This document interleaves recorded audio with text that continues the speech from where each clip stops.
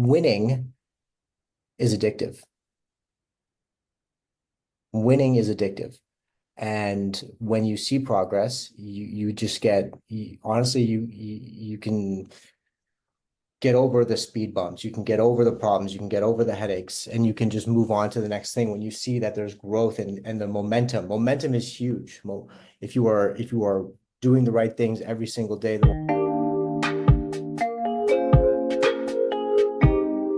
Hey everybody, welcome to another episode. Today we have the pleasure of having Daniel Badre from Badre Law Firm. Daniel, how are you doing? Thanks for coming. Dude, I am doing fantastic. Thank you for having me. It is a pleasure to be here. It's a pleasure to talk to you about anything you want to talk about, man. I'm in your hands, honestly. 100%. So listen, um, why don't you introduce yourself to people because you'll give a better introduction than me. And then take me to where it all started. We'll go from there. Okay.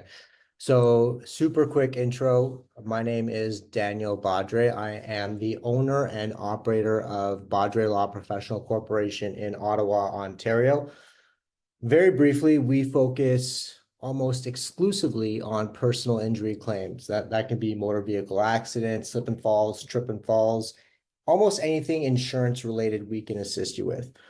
I no longer practice law itself. I am the operator of this business. I'm an entrepreneur and I take this role very seriously. I started this practice back in 2014 where I wore all the hats. I was the assistant, I was the receptionist, I was the clerk, I was the marketer, I was basically including, by the way, the actual lawyer on the case. As my practice evolved, I started hiring support staff, everything from paralegals to bookkeepers to anything support staff related, and eventually lawyers to where 10 years later, because we just celebrated our 10-year anniversary, we are 20 people strong and we continue to grow. We will be we will be the biggest personal injury law firm in this province very soon. Very cool. Very cool. That's That's yeah. the quick and dirty summary, brother. And in this province, and then I know there's bigger goals also after that, but we're stopping in this province for now. Sounds One like step at a time. One step at a time. amazing, amazing. So I know you, if I remember correctly, one time you told me you basically what, you started working for somebody else. How did it all really begin? Like, Okay. was it always, I guess, did you always have that entrepreneurial mindset? Like how 100%. did it all start? And like we'll go from there and Yeah. evolve from there. So I was called to the bar or officially a licensed lawyer. I want to say March of 2000. No, sorry, January of 2014. So now we're obviously almost end of 2024. So 2014, I started my practice in March, like 2 months later. I always wanted to own my own practice. This was my goal from the beginning. And I couldn't afford to pay for office space, boardroom space, couldn't find clients. I was just a nobody, right? So how this all sort of initially started was I brokered a deal with a local law firm in town. And the deal was this: I would take their leftover files that they were not interested in, and I would pay them a significant amount of the legal fees on these files that that the lawyers didn't even want. In exchange, I would be able to use a small office, use their boardroom, and sort of evolve from there. And that's exactly what happened, man. I did that for about a year, eventually moved out on my own, and continued to grow. I continue to grow. So I couldn't even afford to pay for like disbursements at the beginning, disbursements being those out-of-pocket expenses to move files forward. Couldn't afford it. So I was able to broker a deal with, like I said, a local lawyer and grew from there. It was awesome. What made you, I guess, grow into which it probably sounds like a recurring theme later in your Mhm. career, but what Mhm. what made you evolve so fast, because from what I can tell, lawyers typically stick around for many, many years before Mhm. they actually do their own thing. You were like, no, I'm good. Like the first year, after the first year, you go, you do your own thing. I mean, you kind of started doing your own thing since the beginning, but really, like, you Yeah. started on your own a year later, officially with your own office. Yeah, well, I would have started officially on my own had I had the money to. I literally didn't have a choice, man. I could not pay for rent anywhere else. So it was not even an option for me. But I knew this is the direction that I wanted to go. Truthfully speaking, the most of the growth in my office, in my law firm, has been in the last 3 to 4 years, where I just became more intentional about my growth, just more knowing what I wanted to do.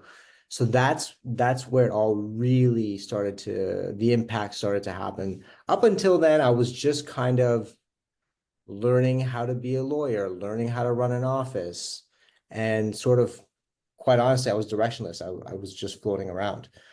But then I just, something happened, probably something to do with getting married and having kids. I think that has a lot to do with it, and just sort of taking life seriously.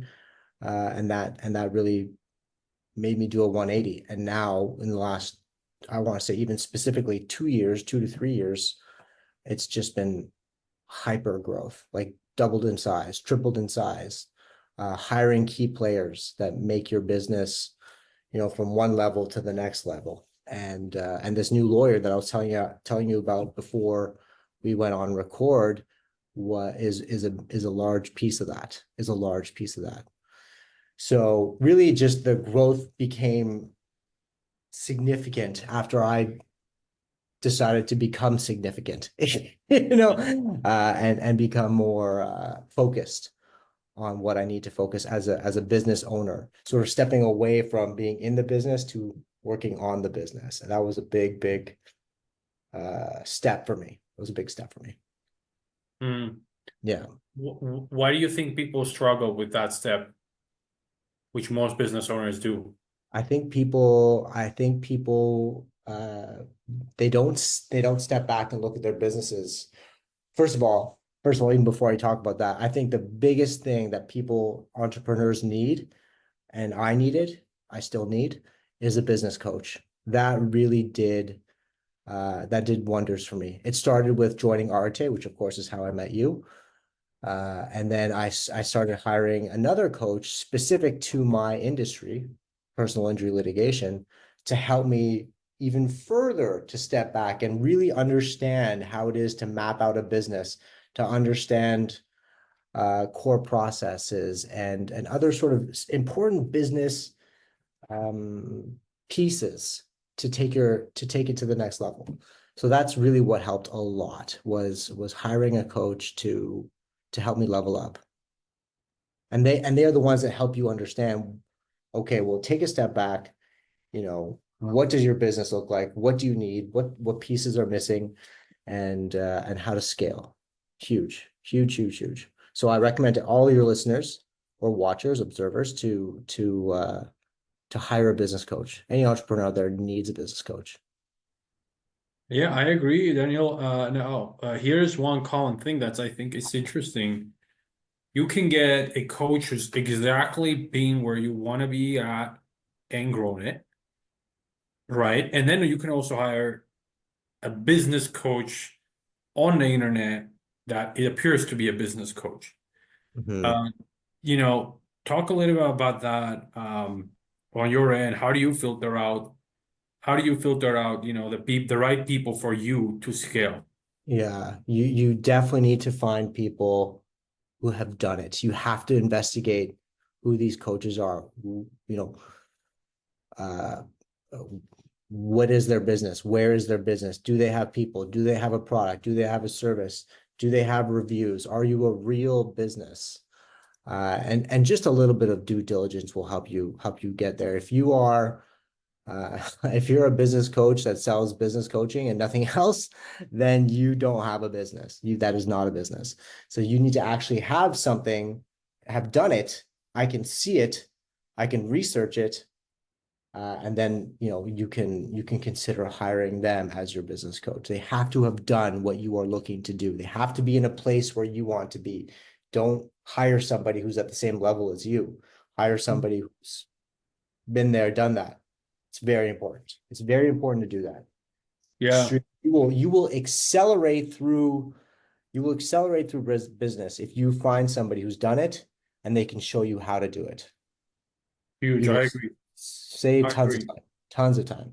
Yeah, my one of our the last coach we got, it's very expensive. Like, and for me, it might be different for others, but like for us, $1,000 an hour is expensive. And that is But expensive. we paid for it really like within the first month based on what he said, and he continued paying for it. So it's like crazy. So I agree 100%. Dude, Daniel, I have weekly meetings with my business coach. Never mind Arte. Arte is excellent. But my business coach, we have an executive team in this law firm. We meet with our business coach every Monday. Every Monday. Plus, I have annuals, plus quarterlies, plus one-on-one time with the coach without the executive team. So it's invaluable. It's invaluable. very cool, very cool. So you go quickly because you have the right motivation, you got the right coach, you grow, progress through stages quickly. But also, Daniel, honestly, like, I think by knowing you closer, I know that there's something that we're not discussing. And you have it, and it's very inspiring to see, how you execute, like, you uh I don't know how to describe it. You have that fire probably. That's kind of what I'm trying to say. Yeah. You're like extremely aggressive with growing the business, whatever it takes, whatever I have to do, I'm gonna make it happen. Talk Yeah. to me a little bit about that. Like, first of all, how do you get that if you even can? And Mhm. then, and then, yeah, and then like the impact of it. Bro, I think it's realizing that there is no specific end target, that it's just a continuous um, goal towards just becoming better than you were yesterday. Realizing that it's not just about the business that you have, but it's about the impact that your business has on its people, on the clients, on the community. Uh, Having a sense of urgency, man. Like there's only a finite amount of time, working years that you have in your life, and you need to take advantage of it. There's not a lot of time. It's not it's you don't have all the time in the world. That's how I honestly feel. I don't feel like I have all the time in the world. I'm patient. I'm a very patient person, but but winning is addictive. Winning is addictive. And when you see progress, you just get honestly you can get over the speed bumps, you can get over the problems, you can get over the headaches, and you can just move on to the next thing when you see that there's growth and the momentum. Momentum is huge. If you are doing the right things every single day, the momentum starts to build and you just get better and you just get more confident and you start attracting better people to you and things start to progress exponentially as you continue to stack the wins. If you as you continue to take the steps in the right direction, even if it's just one step, even if it's just a little bit of progress. Your competition, because I think I'm a relatively competitive person. Your competition can't keep up with you. Your competition is not as consistent as you. They're not as disciplined as you. They're not as growth oriented as you. They're just sort of stuck in the weeds of their business, but they're not taking that. And again, this goes back to hiring a coach to help you understand that. So, and also realizing that there are, again, it's a competitive thing. There are people out there who have been in business longer than me, who have significantly larger businesses than me, and that motivates me. It really does, and not in like a negative "I hate you" kind of way. And I want to. Am I allowed to curse on this podcast? Yeah, you can, of course. Anyway, The real you can, Daniel comes out now. yeah, you could just anyway, I'll just say that you can you want to beat your competition. You definitely want to beat your competition, and not in like a I want to fuck you up kind of way, but just sort of like it's good to compete. Competition is healthy. And so I'm all about it, dude. I'm all about it. I can't get enough of it. And I love and this sort of attitude that I have, I think it's somewhat uh, um, it's contagious. It's Mhm. contagious. And so it helps the other teammates too. So it's awesome. It's awesome. How? Like actually, let's talk about that. How is it contagious? Like, I mean, I guess what's the, like me as a leader also, it's curious Mhm. for me, how do you Mhm. transmit, how do you how do you do that? Like, how do you take that urgency that you have, that power, obviously a component is obviously like they see you, right? Yeah. Yeah. They see you, they hear you. My walls in this office are not soundproof as I'm talking to you. They hear this conversation. I know some of them do, and it's good for them. And it's good for that they understand that they are a part of something that is not just a swamp where nothing is moving. We're moving forward as a business. Everyone here is going to make more money as we grow. They understand that. They understand the importance of growth. And it's something that I talk about a lot when I'm in the office. We need to be better. We need to provide the best service. We need to grow. I'm always talking like this. And so ultimately it just gets ingrained in their system, and I'm not acting either. This is really how I feel. Like this is something that I truly do feel inside, and it is contagious just by me being in. And I think this goes to culture. I think it goes to having people to the best of your abilities. I know that we had COVID and people were working remote, and it is hard to build culture when everyone is working remote. So I do encourage people to come to the office. I try to communicate with them as often as I can, although I do have a lot going on. But just your presence in the office, sorry, I got a phone call. Your presence in the office has an impact on the people that work for you. And being togetherness is a big part of that. It is a big, big part of that. In my opinion, I'm not, maybe Andy or Ed would say something different, but that's how I truly feel. Yeah. Um, I think What do you think? and this is great. Couple things. First of all, we're a remote company, so I'm always thinking, how do I apply what you're saying to us?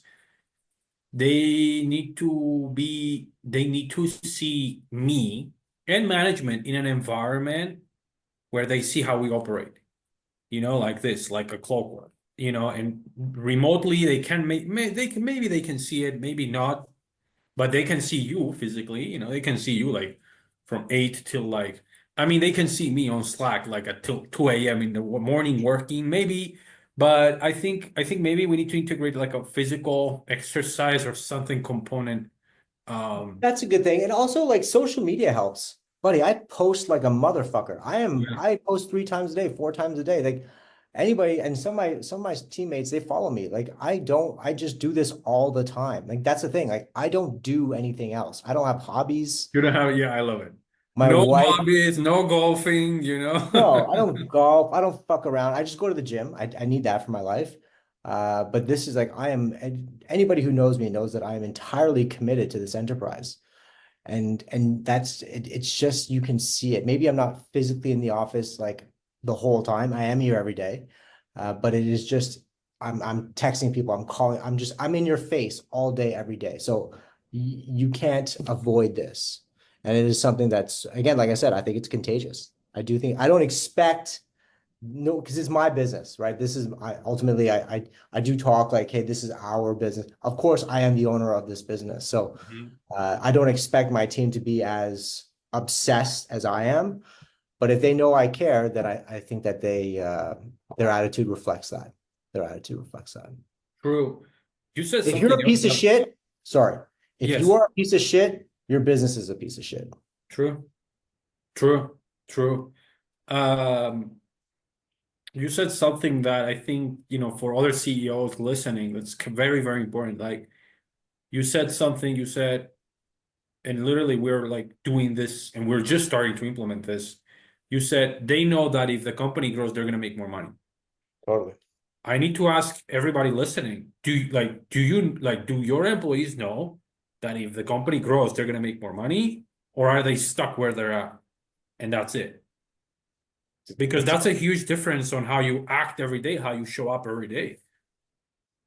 I can't imagine a scenario where if a business is growing, not growing, I'm sorry, that people are getting paid more. That just doesn't make any sense. It then there's no profit for the business and it eventually crumbles. A business is obligated to continue to grow. Unless you just want mediocre people who don't care and it's just sort of like floating around, the business doesn't do anything, and there is just no excitement in the air, right? But you can't pay your people significantly more if you are not growing. It's not even mathematically possible. You just can't do it. You need to continue to grow, especially in the service-based industry. Like you need more clients, you need more staff, you need, more, just that's just how it goes. Everything just continues. It's sort of it's almost obvious. You have to continue to grow if you want. And people have all sorts of different ambitions. Like some people want the thought of being an operator or like a COO or a C-suite employee. Like you don't have that. That's not a thing when you are a 6-person practice or a 10-person practice. So you have to continue to grow so that all your staff's visions and goals and things of that nature can fit within your business. And if you are not growing, then of course only people with limiting mindsets will be interested in working here. And I only want the best of the best to work here. I only want the best people to work here.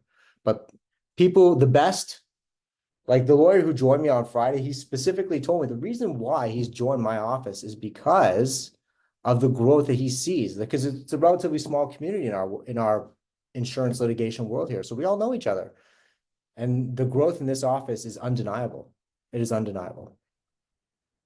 I was literally going to ask you about that. Sounds like you have a great filtering process for A players.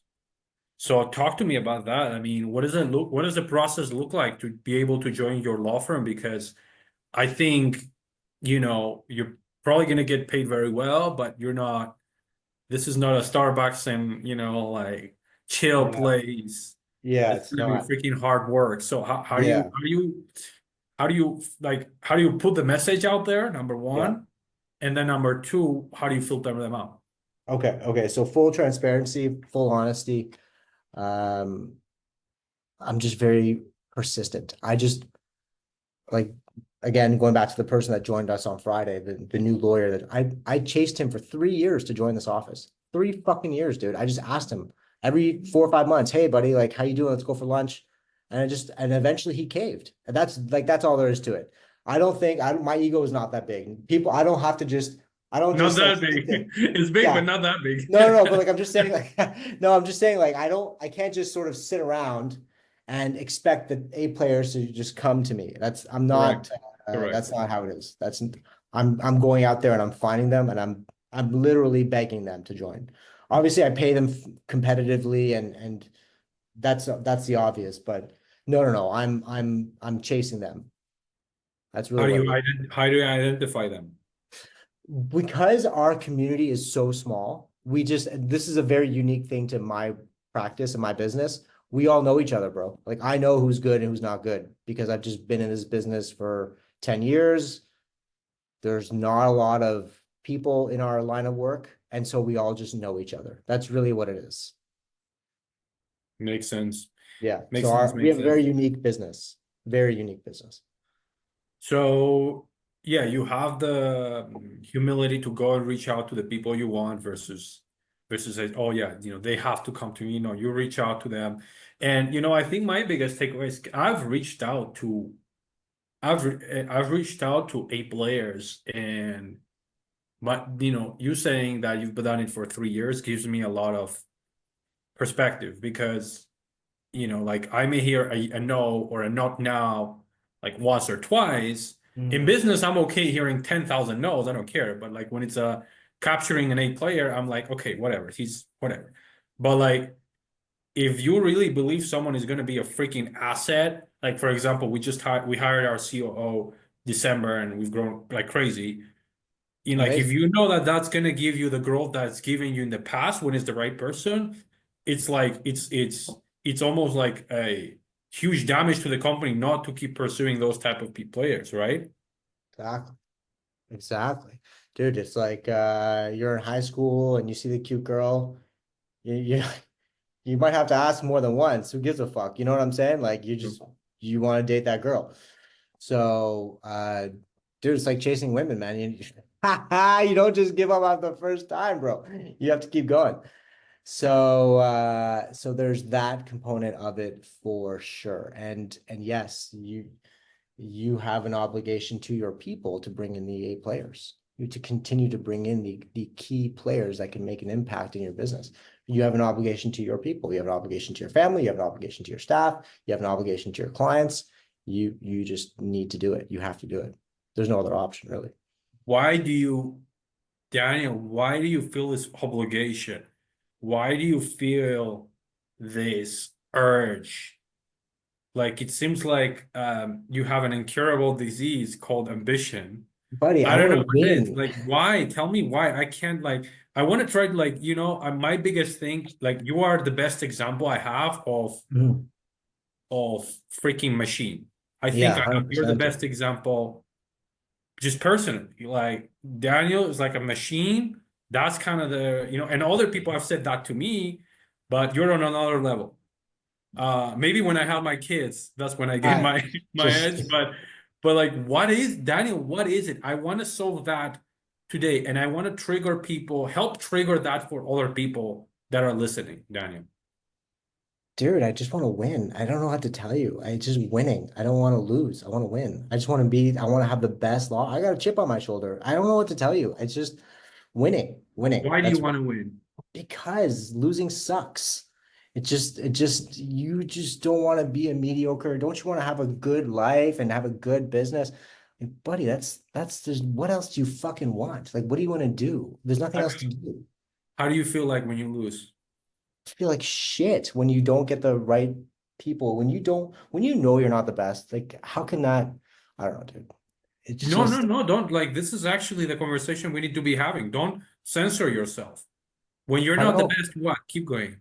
If you then that just pisses you off, I think. I think it should when you don't have an organization that can be the best it can be, then you just get mad. I get mad. I get mad. I get mad. I get mad when I find out when some other firm is doing better than me. I just really do. It just and then people think like I know Paul in the office, he's in my office. He's one of my associates. He thinks I'm crazy because he's like, what is wrong with you? What is up with your obsession with trying to be the biggest and baddest? And I just Arte helped a lot. Arte helped a lot. It really did. Joining the Arte syndicate allowed me to feel more open about, oh, I'm not the only one that feels this way. This is awesome. I didn't realize that there are other people that feel this way. So being in a group, I think being in a group of individuals who are equally as ambitious helps. I really do. So that's a big part of it. And again, a burning desire to win, dude. It's contagious.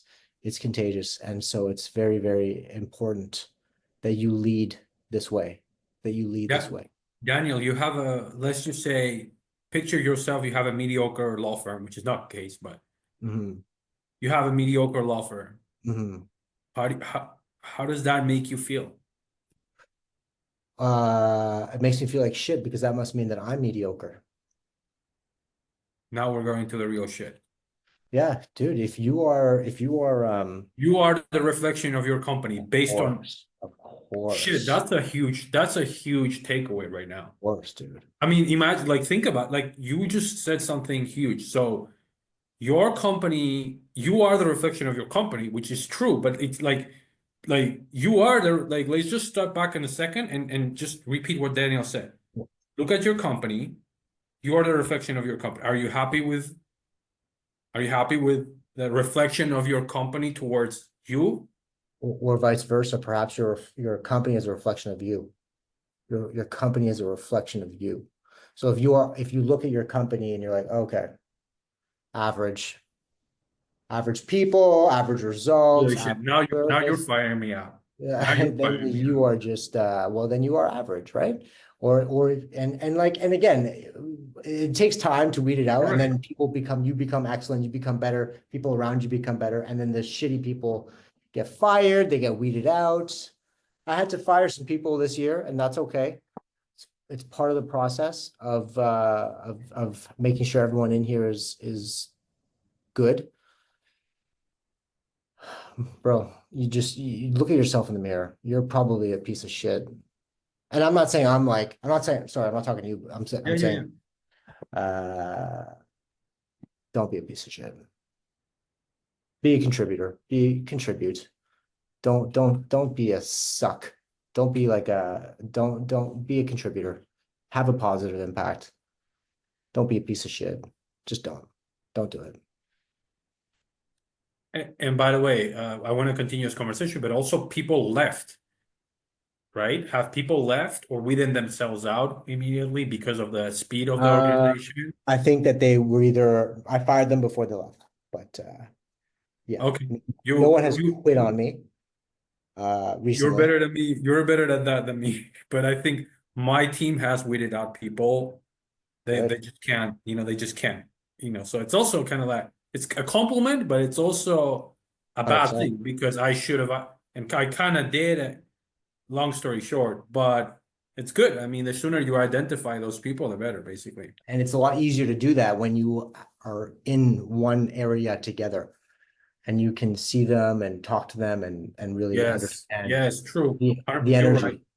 You're right. You're very right. Like Another reason why everything it's you're important. saying, Yes, yes, everything you are saying is reminding me of like why are we? Yes, we are doing once a month meetups in person, but good. why are we doing them? You're really reminding me of all these things for even for a remote company, triggering situations, triggering.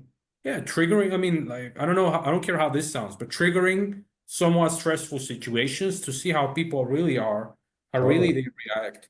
You Totally. know, I What? mean, Yeah. let me just tell you this: the people that we are happiest came to two meetups before. They came to our. We went there to pick up trash, Hmm. and the A players stayed. The rest of the people left. So it's like the people that we're giving the most responsibility to. It's almost, but that was like not a conclusion. Oh, they went here and that's why we're giving them more work. No, Hmm. like they happened to stay while everybody else left. Now Hmm. I'm putting two and two together. One of the things that we started doing at our office are monthly lunch and learns, where we all get together in one boardroom and we talk about a particular thing, whatever that topic is. And that is an opportunity for me to gauge the energy in the team, in the office, who's good, who's bad, who's checked out, who's checked in, who's asking questions, who's, plugged into the program. And that was a big help for us. Very big help for us. For me. Not only for in the sense that, okay, my team is learning, that's good, but also I get to observe. That's a big part of it. Big Let's part of it. let's let's go a bit more in depth. So how does it look like? What do you guys talk about? Just give me a little quick rundown, real quick. Yeah, like there could be so many topics in law that, I don't want to bore your audience with, but like, particular accident benefits issues about law, whatever. We bring in a guest speaker to come in to speak to the team about, again, law related stuff. It's not like unrelated to law. It's always related to the practice of what we're doing. And again, there's always a period of time at the end of the conversation where people can ask questions and do their thing.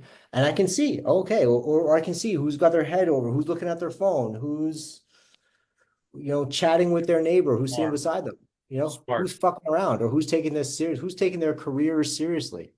I can smart, see. I'm not an idiot. I can read the room. smart. So, I'm not, you have to be, again, another thing for business owners, you have to be checked into your business. None of this, oh yeah, like going to the cottage on Thursday, like none of that shit. You have to just be plugged in. You have to be plugged in. You have to understand how people feel and what's going on. What's going I, on. You have to I know love it. that. I love that, Daniel. I think you're starting. I think we're definitely going to apply this. I'm sending this to my CEO. But Daniel, I think we are getting to the root, your root motivation, which actually I have my own motivations. I think, and that's okay, right? I have, I do have a chip on my shoulder as well. Want to Mm. prove people wrong. Oh You yeah, you just cannot tolerate somebody in your space doing better than you because this is a freaking competition. But of course it. also, what you just said earlier, which is kind of, I just really want to stay in here because it's huge. It's like the level of my company right now, the level of service, the level of operations, it's a reflect, it's who, it's me. Of This is course, Armand's company. This is Daniel's company. totally. So if Armand is quote unquote all about excellence, all about amazing customer service, all about going the extra mile, having a big impact, all these things that also I know Daniel is all about.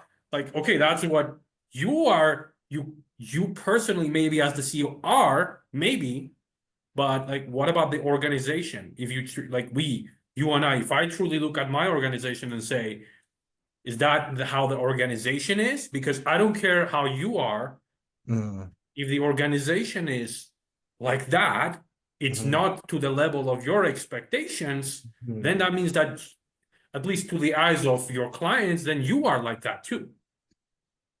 100%. And then how does that make you feel? How does that make you feel? Well, I think obviously, I mean that the answer is obvious. Obviously, I don't feel good about that. But you know what, man? You can sort of like take a step back and say, okay, well, okay, what is the like to go like really just take it back, really just what's going on here? What is your business trying to solve? What problem is your business trying to solve? Okay, so identify what that is. From there, you can look at your competition. Okay, well, what are they doing? How are they doing it better than us? What is the best? How can we solve this problem better than everyone else? How can we do that? Maybe it's the right client to employee ratio. Okay, well, your employees have too many clients that they're dealing with and they're not providing good customer service. Maybe it's responding to email. You can just sort of take a step back and look at your business. Like, what are we doing here? And how are we doing it better than anyone else? If we're not doing it better than everyone else, how can we do it better than everyone else? Maybe our core processes are not consistent. Maybe we're not doing this right. Maybe we're not, the front end is not good. Maybe the back end bookkeeping is not good, whatever. You have to do it better than everyone else. You have to do it better than everyone else. Solve the problem better than everyone else. Just do that. It's not sometimes people overthink it, I think. And I have to, and listen, I'm not sitting on top of the mountain preaching like Mhm. I've done this perfect. I'm working on it. I'm also working on it. I'm working on it. Do it better than everyone else, bro. Yeah, as I'm thinking about this, I don't care how this is gonna sound, but I think this is also where you're going. The right people will understand. So how can how can this group of people have a better, bigger freaking Hmm. company than me? Hmm. Like, I Yeah. know these people. How the fuck? There you go. Me cursing. How the fuck? How the fuck this is happening? Like, Buddy, like, doesn't that get you in a spiral of like freaking? anger. Yeah, I know 100%. the owners. These people are not more brilliant than me. These people are not hard worker than me. Yeah, Doesn't that, I mean, that's another thing that like that triggers me. It's like these 100%. people are no better than me. Maybe that they're definitely not smarter than you, dude. Maybe they know something that you don't know. Maybe Correct. they've got a coach. Maybe there's something that there's some knowledge That's, gap, yes. you Yes. know, Yes, that we create, I think Hormozy says this, which you and I both love Hormozy. yeah. Um, if they're further than you, they know something or they are doing something that you're not doing. Yeah. So, first create that emotion of, hey, these people that are further than us, they're no better. And especially if you know your competition is even like, it's even more powerful. Like you know them, you've seen them. Dude. Hell yeah. I think he calls it the ignorance tax. You have to pay the ignorance tax. And you literally need to pay it. Hire the coach, hire the third party to come in. And for me, that's just what I won't like. Everyone's different, I guess. For me, that was big hiring a coach because again, you're paying down the ignorance tax faster. I know that, okay, my business coach is going to tell me I need to hire a COO or a personal assistant or another associate. You just, they can look, you got to pay whoever can pay it faster wins, and if you have a coach, it helps a lot, dude. It helps a lot. You need it. I need it. I can't say, I don't want to speak for everybody, but pay down the ignorance tax True, quickly. And the true. best way to do that is sometimes when you're in the business, you can't do that. You can't pay Mhm. because you're just so busy fucking answering calls about a particular file or whatever. You're not looking at your business. You have to look at the core functions of the business. You have the accounting, you have the intake slash sales, you have the actual, back end, whatever. Like every business is different. So but you have to understand the core and just sort of work on it. And you have to just sort of work on everything from an umbrella, high-end bird's eye view kind of perspective. What I love it. I agree. What would you say to people that are listening right now? I think there's two people listening. One, you talked about momentum. I wanted to go back to that. Mhm. One group of people, they're just getting it. They're just doing shit. They're just day in, day out, getting it done. The other group are kind of, like a lot of people are in this situation now. I just talked to a lot of business owners. Oh, the economy, oh, this, that, the other. Um, that's the second group of people. What do you have to say to the second group, to the second group Yeah. of people? Well, so for the first group, I'll quickly say that, you're doing the things, just make sure you're doing the right things. Sometimes you can be so consistent at doing the wrong things and you go nowhere. So that's the first thing. And then the second thing, the first thing that comes to my mind is accountability. You can't blame that's novice shit. Like if you're still blaming other people for whatever, you're not speaking the same language. You're You can still a go step. and you can go and leave the room, like if you're Yeah, if like you're still at step one. So you don't have accountability. You have way bigger psychological problems on your hands. So you cannot be an entrepreneur if you're blaming other people. Oh, the economy, oh, the president, the environment, oh, my friends, my parents, like you can't do that. business is That's slow, yeah, whatever. yeah, business is slow. That's step one. You're still at step one. Those words can't come out of your mouth. You cannot there's always a solution. Maybe you need to put more content out there. Maybe you need to be on social media more. Maybe to spend more money on marketing. Maybe you need to have more. You need to shake hands and network more. You can't. The second group of people should not be entrepreneurs. They're not ready.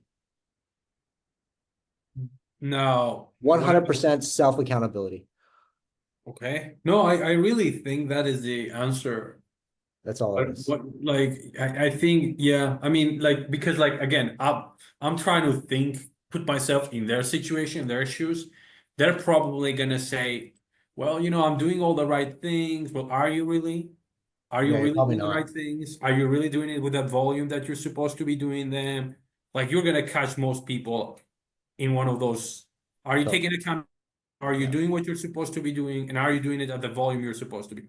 I yeah. mean, all the business owners that I talk to, that they say that and I love them and I want them to succeed, Daniel, but they say that they don't have the budget. Maybe I need to be a little bit like I'm kind of, I'm kind of a little bit kind. I'm like, hey man, you just have to like make content and get yourself out there and all that shit. But I should have asked, maybe I should be like, how many calls did you make this week? How many How calls did many you make? meetings? Yeah. How How many many pieces meetings of did you have? content did you put? Yeah. And if they say anything less than like, I don't know, like 100 or something. I'm like, how are you like, are you like serious about this, or this is like your Well, that's just it. side, They're not. side gig, That's like you know? You're not serious. You're not ready. You're not ready. If that's the the dialogue that you're having, you're not speaking the same language of entrepreneurship. You're not there.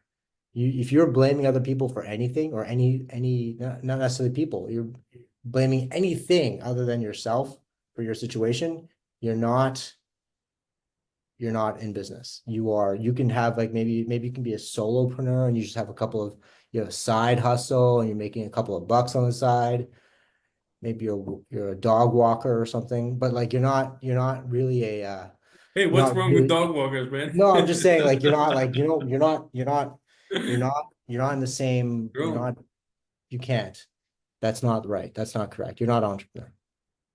You can't yeah. blame it. 100% full self accountability. Otherwise, that's like step one. It's the psychology of business. And you blaming other people for anything, you're not there.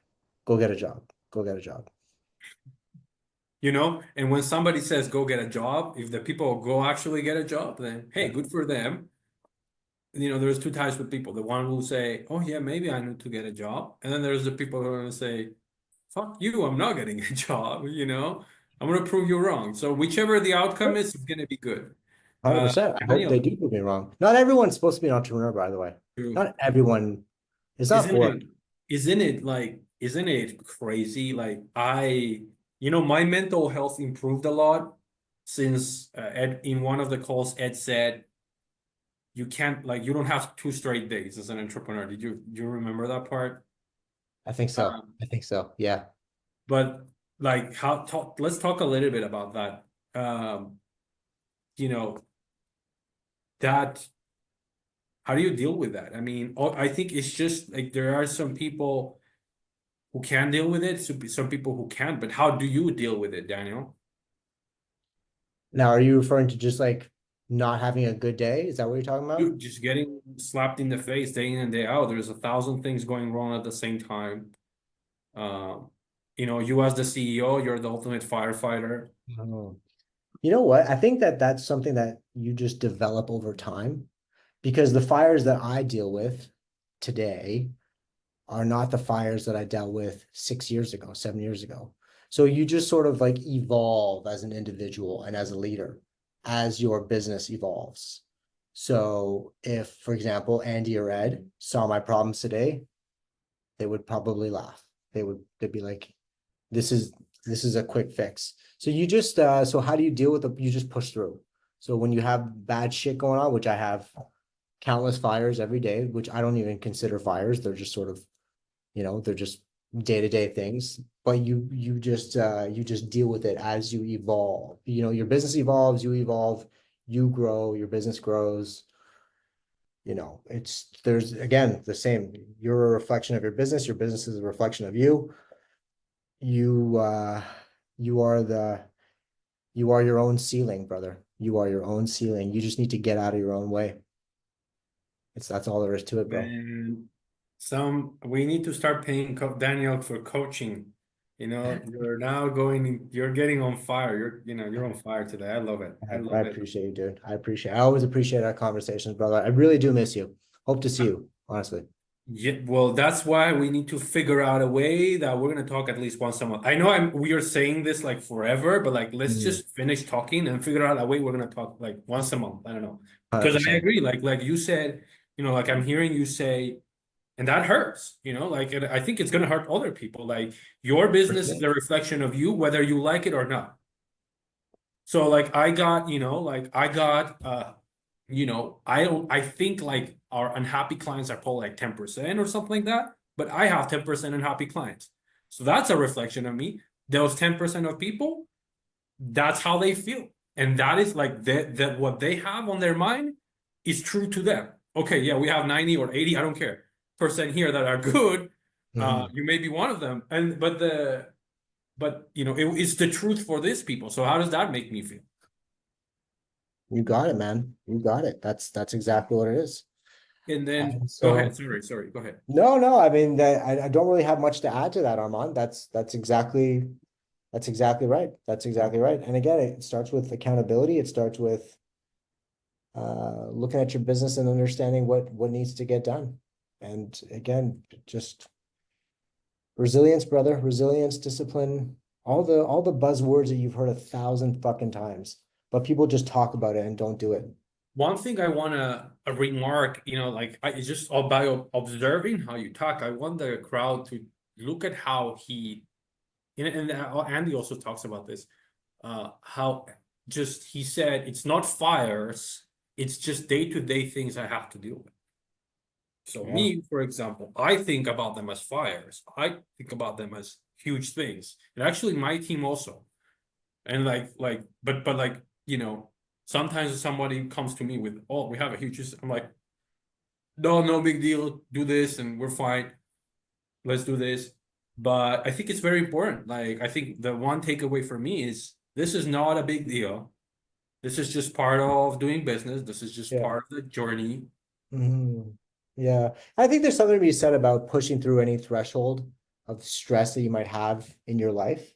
So like I think if your problems become too easy and too frequent and just sort of like day-to-day stuff, you're not growing, you're not pushing yourself. So I really do think that if you find yourself in some level of comfort, that you don't want to stay there for too long because that means you're not pushing past the next sort of threshold of growth and stress. Stress is good. So I think you should seek it out. If there's a direction that you need to go, but you're avoiding it because you're scared of whatever thing, then I think you do need to push yourself a little bit to not stay in this sort of comfort zone.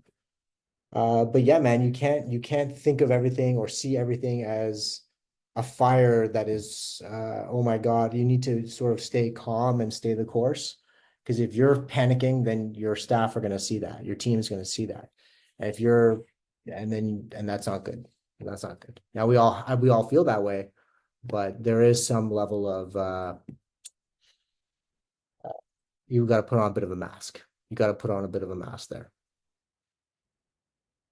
Well, Push through the comfort though. Push through that comfort. I Comfort is think, not good. yeah, I think, what I'm thinking as you're saying this, I think maybe this is a formula for me. Maybe you've done this. So let's just say there's a fire going on, or let's just say there's an issue. We're just kind of a small issue that's going on. You have an issue,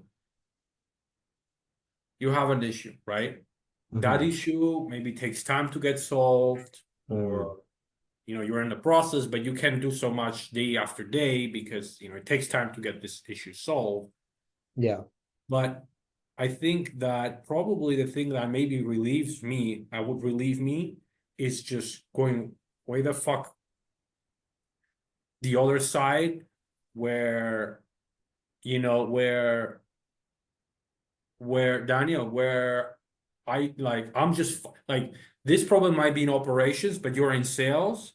You just like blast through sales, because now you're even more uncomfortable psychologically than this problem. Hmm. Are you saying like there's a failure to attack the problem because you're trying to avoid it? Is that what you're trying to tell me? No, no, no, no. Okay. So you have anxiety about this issue, Yeah. but you can't do so much about it. Like, it's being handled, right? It's being handled, but it's Hmm. an issue. Hmm. And then like you like to overshadow the anxiety feeling of this, because let's just say it's not really on your, like, right? Like, it could be something to do with your lawyer, something that, Yeah. like, if you have this anxiety about this issue, you just Yeah. go and create more pressure on the things that you need to handle Ah, yourself, to say, hey man, like, I have to hit these numbers. These are my huge goals. yeah. This is gonna get taken care of, but this is all I can do. 100%. There, I totally agree with that. There's also something to be said about optics for your team, knowing that you can handle whatever that problem is over there that is being handled. You are confident in your presentation of that problem to your team, and how you handle it is very important as far as optics are concerned. So you need Mhm. to be mindful of that and not act like a bitch every time that something happens, a problem arises. You just know how to deal with it. So there is that element of it, but I totally agree with what you're saying. I totally agree with what you're saying. Right? That's a realization for me. Yeah, that's a realize, you know, and yeah, I think that's one thing we can do better, Daniel. Honestly, like, Same here. because I am the optics, because I am. I've lost hair because of my clients. I don't know if you ever saw that. I've lost hair because of my clients, like just because of the stress. Like I Yeah, really want this shit to work. So then, that kind of gets transmitted to to my employees. Obviously, I mean, that's who I am. Like my brain is like, this has to happen. This has to happen. This has to happen. This has to happen. It needs to happen now, and all these things. And then, like, I don't know if you even remember. This actually a fun moment. You and I, like, I was like, something broke in our marketing, some automation or something, and I was like, hugely disappointed in myself. And you were like, "Hey, man, this is fine." But I was like, this is a freaking huge failure. So I think there is something to be said about what you're saying with like, hey, this is an issue. It's fine. We're gonna take care of it. mm-hmm. Because how I act and react also transfers to the team.